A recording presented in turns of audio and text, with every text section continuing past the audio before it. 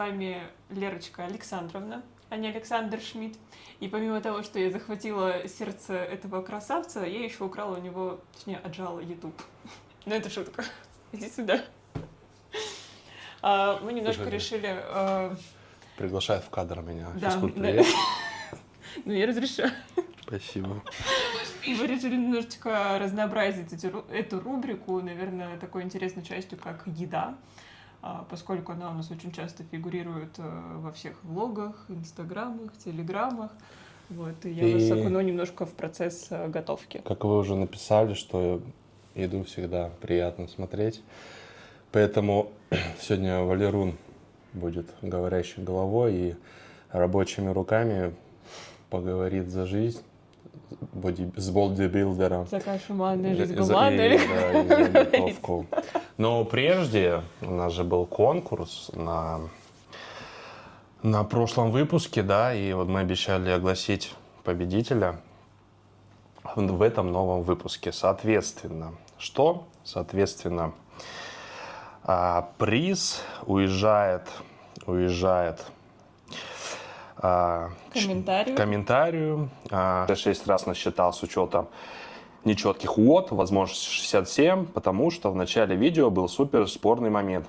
И супер комментарий, который мне, пометка, точнее, которая мне понравилась, это было мое самое внимательное кардио в жизни.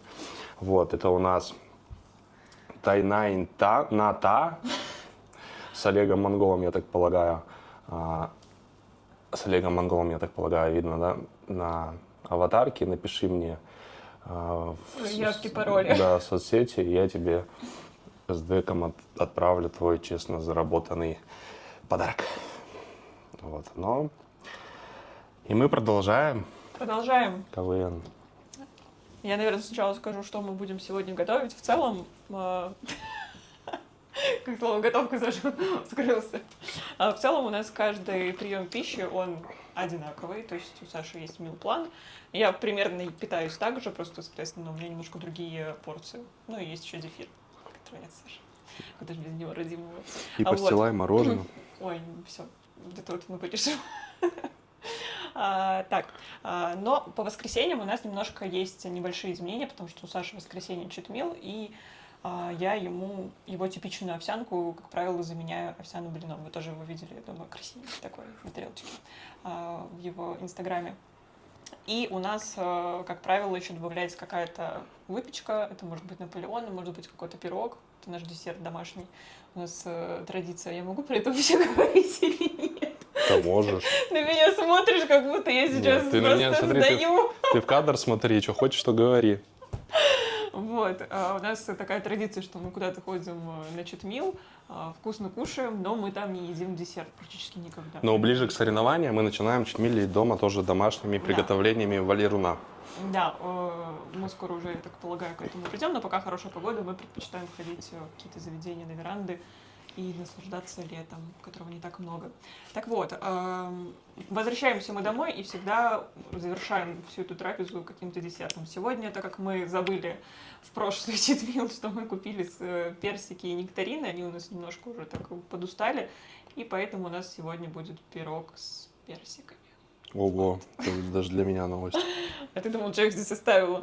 Сейчас мы будем готовить овсяный блин, говядину, яйца, все как обычно. Но в целом, как бы, у Саши приемы пищи все, соответственно, одинаковые должны быть, да, там определенно 200 грамм белка, это курица, там 100-120 грамм риса, там вечером у него картошка также с курицей, но для того, чтобы психике было проще и приятнее есть еду, я стараюсь из одних и тех же продуктов всегда как-то что-то менять. То есть, если это картошка, это может быть пюре, это может быть просто отварной картофель, это могут быть драники. То же самое и с курицей. Это могут быть котлеты, может быть просто классическая курица, может быть что-то там тушеное с овощами. То есть я всегда по максимуму стараюсь ему делать это все разнообразно, хоть и набор продуктов абсолютно одинаковый.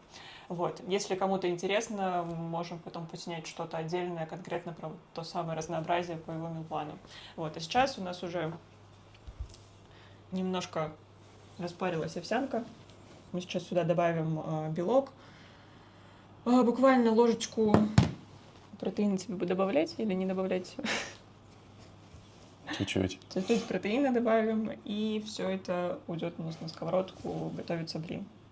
Я это не буду, наверное, вам подснимать, не супер интересно. Ну, я подготовил на самом деле для нее вопросы, про которые она не знает. Вот. Мне уже страшно. И параллельно я буду ей задавать эти вопросы, а она будет Готовить. на них отвечать и, да, готовить мне вкусненький завтрак. Ну и себе. Но в целом, на один из вопросов ты уже ответила.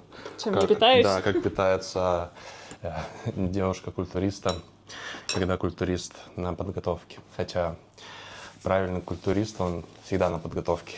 Ну, ты всегда на подготовке, ты правильно. Я, получается, правильный культурист. Правильный культурист. Ладно, я пока буду отправлять отчет тренеру, который мы уже подсняли. Буду задавать тебе вопросы. Давай. Да. Ну и начнем с самого сложного. Что самое тяжелое в жизни, в твоей бытие с выступающим бодибилдером? Самое сложное? Блин, это сложный, правда, вопрос. Может быть, готовить, может быть, вещи стирать, потому что много тренировок постоянно нужно. Честно, вот по поводу вещей, это прям, это жесть какая-то. У меня ощущение просто как будто это прачечная. И каждый день по 2, по 3 загрузки. Просто он приходит и говорит: у меня закончились носки. Я в смысле? Вот вчера буквально вечером вот все же на сушилке висела и смотрю, там ничего нет, ни белья, ни носков, ни футболок. Просто вот такая гора в этом. Думаю, ты по 10 раз на дню, что ли, тренируешься? Ну вот тема стирки, это, конечно, да, что-то отдельный вид искусства. А что самое сложное? Я, наверное, скажу так. В начале отношений мне казалось, что, наверное, для меня будет максимально сложно жить в режиме, потому что я в целом человек-хаос. У меня всегда что-то вот куда-то носило, мне не было какого-то порядка в жизни, да, и в плане питания, и в плане тренировок. У меня достаточно вся такая жизнь хаотичная была, и работа, и прочее. И мне казалось, что мне будет, наверное, сложно встроиться как-то в этот режим, да, питаться правильно, чтобы там и тренировки, и в целом вот как-то, что жизнь будет такая более структурная, но оказалось, что это классно, в этом есть свои плюсы, это кайфно, ты не заморачиваешься там на тему еды, ты не заморачиваешься, что ты будешь есть, что меня всегда больше всего выбешивало. А что сегодня приготовить? Опять здесь все понятно, я четко. помню, как бабушки наши, мамы, типа, блин, что уже готовить? Я уже на этой неделе столько всего готовила, да. Что же еще приготовить на этой неделе? Оно кажется ерунда, по факту, правда, вот меня это больше всего вот выносит, потому что в целом готовить я люблю, но вот это вот факт, что придумать, что приготовить, для меня всегда было сложно. Ну, это касается и всего остального, то есть, ой, а что сегодня поделать, а что вот это, ну, как бы, а здесь все ты четко знаешь, что все не структурировано, все понятно, определено. С одной стороны, может показаться кому-то, что это скучно и так далее, но нет. У меня не было такого, что, ой, а что-то какого-то разнообразия хочется, а что-то там, ой, задолбала эта подготовка, вот это вот хочется кутить, тусить. Наверное, еще в силу возраста, наверное, я и выросла немножко за это время. Благодаря Саше, потому что я очень поменялась и как-то заземлилась, успокоилась. У Саши, наоборот, я вот прибавила эмоций и ярких красок в жизнь. Да уж. Ты ответила, кстати, на один из моих вопросов, что сложного для тебя, с чем пришлось тебе мириться, когда ты начала встречаться с бодибилдером. Вот. А тут нет, знаешь, вот люди же, они или подходят, или не подходят, либо принимают, либо не принимают, либо нравится им это или не нравится. Ну, то есть в контексте наших с тобой взаимоотношений так получилось, что вот этот пазлик, он сложился, и не было того, что что-то вот хотелось поменять, что-то типа изменить. Изначально, может быть, это была какая-то там романтика, нравилась, а потом ты, когда уже прониклась этой всей историей, такая, да нафиг надо. Но я прониклась этой историей и поняла, что, блин, как это прикольно и интересно, тут сработало, понимаешь, по-другому. Потому что кому-то это нравится, это абсолютно нормально. Не забывай готовить, да. А то я помру с голода. А кому-то это, то есть кому-то это нравится, кому-то не нравится. Мне это понравилось, и я нашла в этом прикол, потому что я в прошлом сама спортсмен, и мне всегда это все нравилось, мне очень нравится спорт, и вся эта движуха, и в целом движуху я люблю, поэтому каких-то сложностей и тягот на этот счет не было. Вот. Что поменялось в твоей жизни, когда началась подготовка? Ну вот конкретно там вот 15-16 недель у меня сейчас до соревнований, условно подготовка к соревнованиям, типа а-ля сушка. Что вот конкретно для тебя меняется в жизни? Я не скажу, что что-то глобально меняется, скорее я больше, ну, если в контексте там, да, какого-то быта, наверное, у меня больше внимания к тебе становится, потому что нужно напомнить там все таблеточки, укольчики, то есть это более жестче режим, там даже в плане готовки ты более трепетно ко всему уже относишься, наверное, добавляется немножечко прям переживаний за твое состояние, вот. То, что нет, в моей жизни ничего не меняется. Становится ли меньше спонтанности в нашей жизни? Я не скажу, что на целом как-то все какие-то спонтанности супер есть, поэтому вообще ничего, мне кажется, не меняется. Мы, наоборот, больше, мне кажется, начинаем активничать, потому что тебе нужно делать кардио, что-то еще, ты как-то больше, у тебя вес меньше, ты более подвижный, тебе хочется как-то все равно. Но, опять же, в зависимости от периодов. Потому что у тебя настроение такое, ну, как американские горки. Сегодня ты в ресурсе, тебе хочется, ты в настроении, мы что-то идем, делаем, гуляем, а иногда ты приходишь, замыкаешься, и я просто понимаю, что с тобой даже лучше вообще не разговаривать, не трогать со своими вот этими хихоньками, просто заниматься своими делами и все. Вот. А что раздражает тебя больше всего, когда у меня подготовка? Твое молчание. Вот это, наверное, мне даже до сих пор иногда, потому что я тоже женщина, у меня тоже есть у Саши фаза подготовки, а у меня фаза гормональная. И у меня иногда бывает, ну, там, в определенные, да, фазы я как-то, наверное, более чувствительна, а у меня прям это очень сильно на меня влияет. Я очень гормонально зависима. И в такие периоды мне, наоборот, хочется больше какого-то телесного контакта, больше поговорить, больше какой-то включенности, но это иногда не совпадает с Сашиной фазой, и он, бывает, вот я там, не знаю, подхожу, что-то хочу поговорить, а вот он с работы там после тренировок, и в целом вот у него такое сейчас эмоциональное состояние, что тоже окей. Он там молчит, и я могу даже что-то сказать, а он мне может просто не ответить.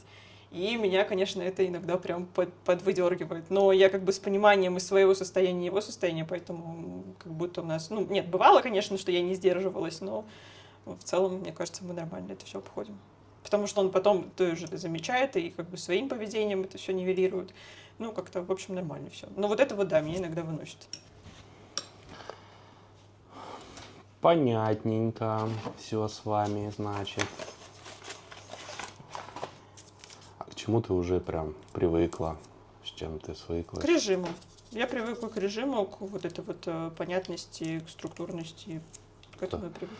Человек смотрит наши влоги и думает, что жизнь там с бодибилдером — это только красивая форма и контейнер с едой. А что он, возможно, не видит, что остается за кадром?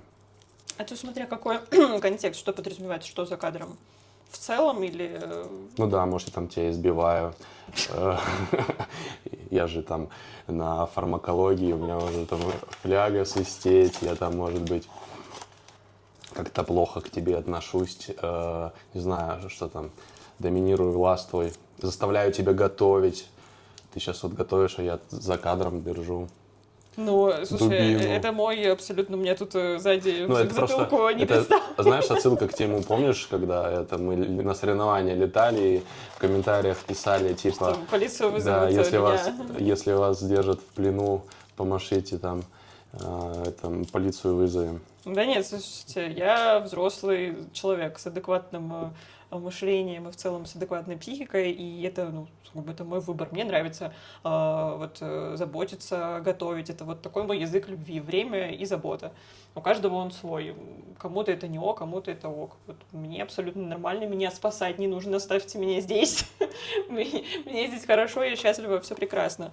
Вот. Что остается за кадром? Ну, наверное, за кадром остаются живые эмоции какие-то, да, они не всегда там про какую-то нежность, ласку и заботу, также про какое-то там суровое, злое состояние, но я так скажу, ни разу за все время наших отношений, вне зависимости от фазы подготовки, наверное, не было такого, что меня прям как-то Саша обидел.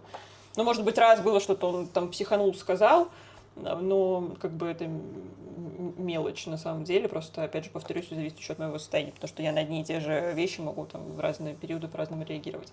Но а что конкретно остается? Ну, наверное, вы больше видите Сашу в образе такого сурового качка, который как будто бы только там позирует и зациклен на себе, но в жизни я скажу, что это абсолютно не так. Это абсолютно заботливый, Цветы его включенный ценят. человек. Вот, абсолютно включенный, заботливый человек, который даже там, несмотря на свои какие-то сложности, когда ему там тяжело, плохо, он все равно понимает, что нужно мне, и это делает, это очень ценно, потому что когда там, я не знаю, он еле сам сгибается себе там завязать шнурки, а он мне завязывает шнурки, это приятно. Готовь. Я готовлю. Я сейчас это... Тут теперь компанию устраиваю. С какого периода подготовок, недель становится прям ощутимо тяжелее?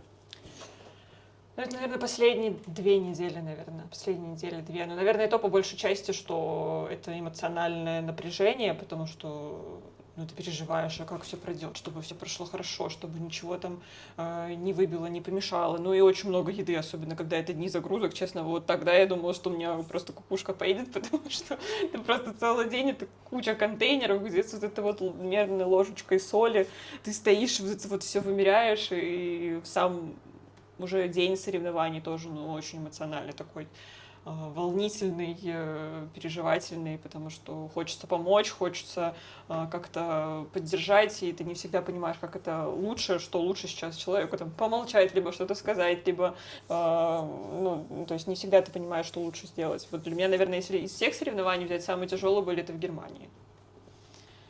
Вот. Эмоционально мне тогда очень тяжело было, и я видела, как тебе было тяжело. Эмоционально, как тебя грузило, и в целом сам процесс, и результаты, и вот это вот все. И это тот момент, когда вся моя психология, все мои познания психологии полетели к чертям, потому что я, смотря на него, я не знала, что сказать и как вести себя правильно, чтобы, как-то улучшить состояние человека здесь и сейчас. Вот еще что-то украли. Ты вот ощущаешь вообще, что ты тоже участвуешь в процессе очень сильно, и результат от тебя, моей карьеры, скажем, тоже очень сильно зависит. И что для тебя значит моя прокарта? Сопричастный себя к этому процессу я, естественно, ощущаю, потому что, я тебе очень много там в чем помогаю в этом плане. А сказать, что я как-то влияю на твой результат, мне сложно сказать, потому что это все плоды твоих усердных трудов и работы. Тут, мне кажется, больше ты, наверное, можешь ответить на этот вопрос. А что значит прокарта? Конкретно для меня прям, она не сильно что-то значит, потому что, это классика. Ты для меня самый лучший, самый классный и крутой, и мне не нужны какие-то вещи, чтобы это доказать. Вот. Но я знаю, как это важно для тебя, поэтому это автоматом становится для меня важным. Вот. Я очень хочу, чтобы ты ее получил, потому что я знаю, что для тебя это важно. Вот. У меня на самом деле, вот мы сейчас болтаем, наверное, если бы мы не болтали, у меня бы уже весь завтрак был бы готов. Я обычно это все очень быстро делаю. Многие говорят, что ты там из кухни не вылазишь, но на самом деле у меня там приготовление завтрака занимает, это со всем приготовлением, минут 30-40, наверное, максимум, еще правильно собираюсь на работу. Сколько вообще в процентном соотношении в нашем общении просто в житейском, бытейском занимает разговоры про мою подготовку? Слушай, конкретно про подготовку мы с тобой не разговариваем. Мы можем обсуждать, так по выходным точечно. за кальяном, куда мы полетим на соревнования. За кальяном у нас это время философских обсуждений. Мы обсуждаем там, какие соревнования, что сейчас как ощущения. Но это такое, наверное, у нас кальян раз в неделю, это такой, знаешь, как мы по чек-листу проходимся, как там твое состояние, какие ощущения, что мы успеваем, не успеваем. Это такое, у нас, знаешь, как отчет, у тебя отчет тренеру есть, а у нас такой субботний отчет между собой вообще на тему всего. А так по повседневной жизни мы особо не обсуждаем, наверное, подготовку. Да, мы можем обсудить какие-то там новости бодибилдинга, потому что мы завтракаем под все эти подкасты и ролики. Мне это тоже интересно, если что. Вот. А так, что мы можем в жизни обсуждать? Мы разные вещи обсуждаем. Работу, родственников. Что еще? Артуру надо позвонить. Артуру надо позвонить, да. Вот. Обычные вещи, о чем люди разговаривают. То есть, да, мы разговариваем, у нас помимо бодибилдинга есть о чем поговорить. Плюс еще 80% времени я дурачусь и люблю подоставать Сашу. Вот, поэтому все окей. Что происходит с моим либидо, энергией, желанием куда-то сходить ближе к сцене, там просто выйти прогуляться, еще что-то? конкретно ближе к сцене? Ну да, ближе к сцене. Ну, понятно, что там вообще не до объясни этого. просто. Мне я застеснялась. Не стесняйся. Я покраснею, но я черный, поэтому не Про видно. мою же либидо говорим. Ну, с моим либидо всегда все прекрасно, знаете, вот это, но я с пониманием принять. Нет, ну, слушайте, я как человек, который первый раз столкнулся в целом с бодибилдером, конечно, для меня это было волнительно, да, что там за определенный период к выходу есть с этим некие проблемы, вот. Но мне Саша это все разжевывал, чтобы моя тревожность там меня не накрывала, потому что, ну, как и для любой женщины, понятно, что это немножко непонятно.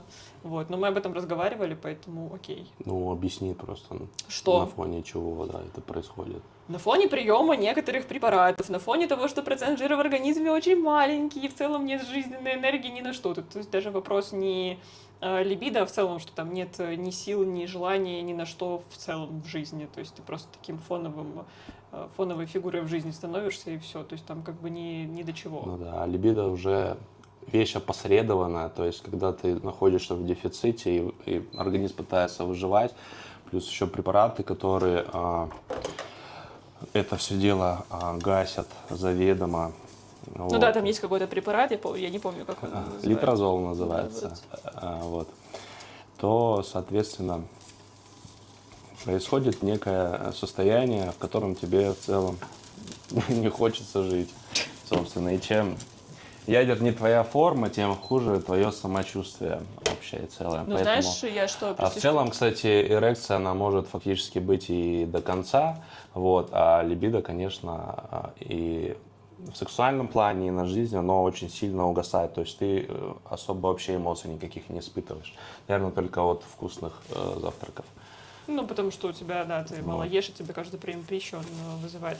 Я что хотела сказать, я вспомнила, что на тему того, как Саша со мной разговаривала, я очень хорошо помню наш с тобой диалог, когда мы, не помню, мы откуда с тобой шли, и я, ну, что мы опять обсуждали там эмоции, что-то, вот какие-то темы. Ну, Саша иногда практически сам их поднимал, видимо, чтобы понимал, что я там переживаю из-за каких-то вещей.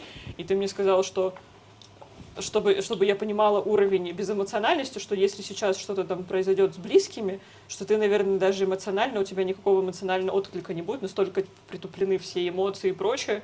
Ну, там это было, конечно, еще в ужасном контексте, но я тогда такая прям настолько... Ну, то есть ты же не можешь за другого человека прочувствовать, что чувствует он, но в таких каких-то примерах это, конечно, жесть. Вот, мне это страшно. Я думаю, кто готовится, ребята, они поймут меня очень хорошо про что речь. Вообще, расскажи, вот ты, получается, была на 3, да, моих соревнованиях?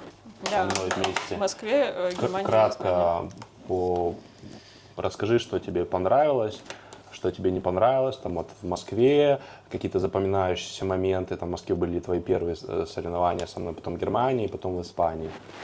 В контексте чего понравилось? Именно сами соревнования или... Нет, ну вот твои просто внутренние ощущения, там первые соревнования, как они для тебя прошли? Но, честно говоря, первые для меня прошли в плане организации, в каком-то тоже. тумане, потому что это были первые соревнования. Я не знала вообще, как это все проходит, как это все работает.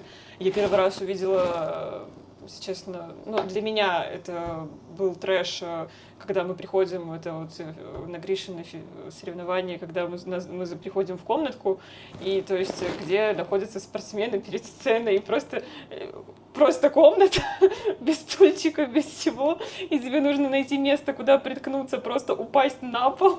Для меня это такой немножко шок в шоке был, что вот просто спортсмены лежат на полу, такое количество людей, просто все лежат на полу, и я поняла потом, почему мы брали эти коврики, какие-то там все эти штуки. И я, конечно, не показывала, но я была в шоке, потому что там как бы соответствующий и запах, потому что все там после грима потные, мокрые, кто-то с носками, кто-то без носков, кто-то просто, там вообще чувак упал, ноги кверху сложил передо мной, и я такая, ну вот такой у меня немножко культурный шок был, конечно, вообще со всей этой организационной движухи, как это происходит, и, ну, блин, я была максимально включена в процесс, поэтому как бы я не сильно обращала. Ну, не скажу, что я прям такая неженка, я абсолютно спокойно к таким вещам отношусь, просто ну, я не ожидала, что это вот так проходит. Вот. И поэтому, когда мы уже прилетели в Германию, и там было еще хуже, И там просто не было места. И я такая понимаю, все, сейчас мне нужно тут найти место Саши. И я там с боем выбила этот клочочек у окошка, еще где можно спинку прикнуть и окошечко открыть. И, в общем, уже прошарили. Там вообще как селедки в бочке. Там, да, там прям жесть. Если брать организацию, то, конечно, в Испании мне больше понравилось, потому что там не было вот это вот какой-то излишней возни. Там все очень быстренько, структурненько, мы уже к обеду как прям освободились. шоу-шоу. То есть, если там здесь Гришина и в Германии турниры, они больше как соревнования выглядят. Вот. Там без излишек. Вот. В плане там организационных каких-то моментов. И кому интересно, в целом, каждое наше соревнование мы также снимали влоги, там, те, кто новые к нам присоединились, смотрят, те, кто, может быть, просто раньше не заходили на Сашин канал и не просматривали, просмотрите, там есть с каждого соревнования есть отдельный влог с Гришиной, с Испанией, с Германией, просто там, на самом деле, очень много интересных... Корея, Индия там раньше была да. еще у меня. Если прокрутить с самого начала, можно еще в целом весь прогресс Саши за все это время увидеть во всех смыслах, причем, вот, поэтому... Заходите на канал, смотрите, ставьте лайки. Ну и, наверное, последний вопрос.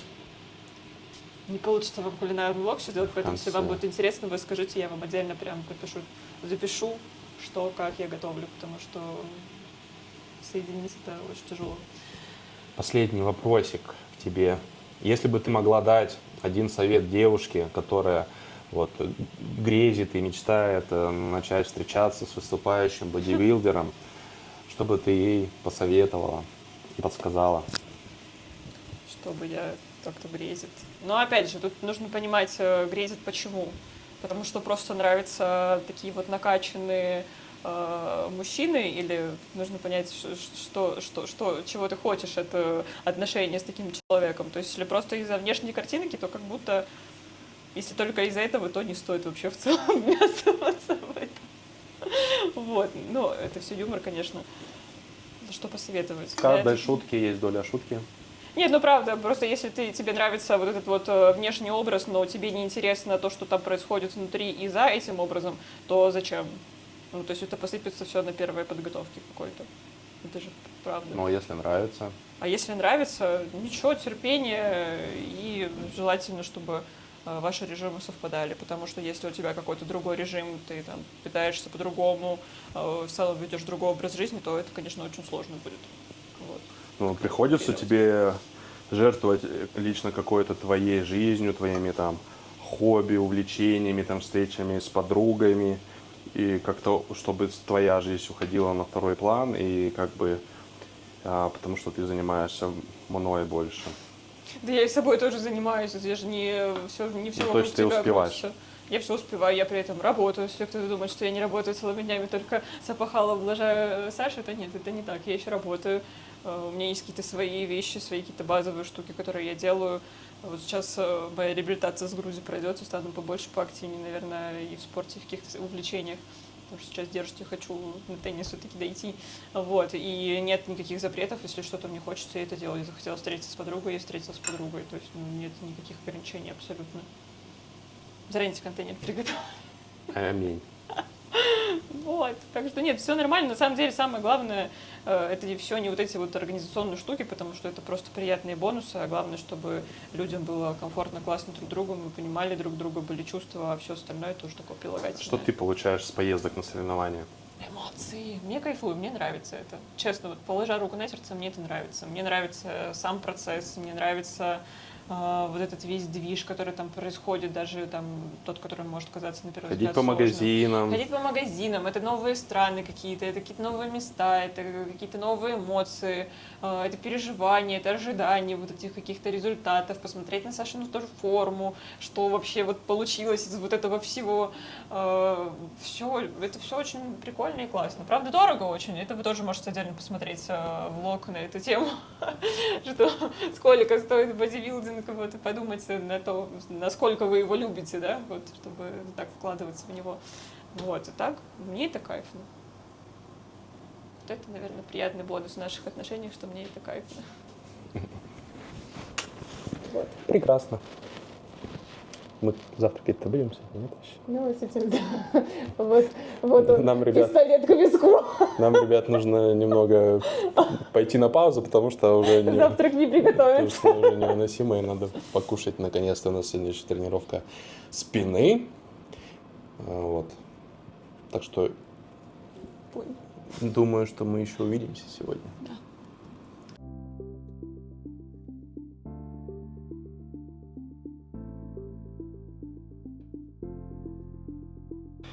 Итак, друзья, такие вкусные ништячки от Рекфул у нас отправляются победителю конкурса.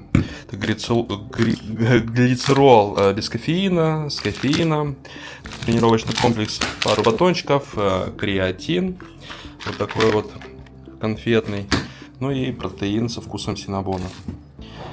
Вот, так что напиши мне, победитель, и думаю, что в ближайшее время мы разыграем от других моих партнеров в каком-нибудь выпуске их мерч, кто за мной следит и подписан в соцсетях, а кто не подписан, подписывайся. Вот тот знает, кто это, вот поэтому будет приятно достаточно. Что ж, заканчиваем этот выпуск. Всем спасибо за ваши просмотры. Буду благодарен обратной связи от души душевно. Вот, подписывайтесь, ставьте свои лайки, ну и поддержите меня как блогера и инфлюенсера. Физкульт, привет, до новых встреч.